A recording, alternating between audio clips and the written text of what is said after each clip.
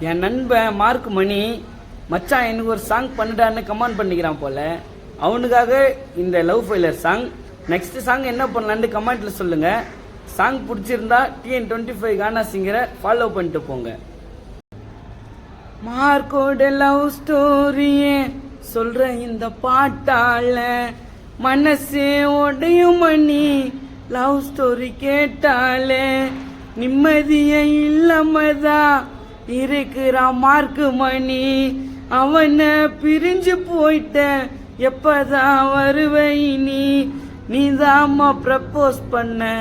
அப்போ உனக்கு மச்சான பிடிக்கலையா?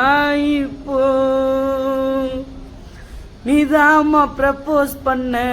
அப்போ உனக்கு மணிய பிடிக்கலையா? இப்போ பிரிஞ்சு போனது சரியா? ஃபேக் லவ் காதல் முறையா?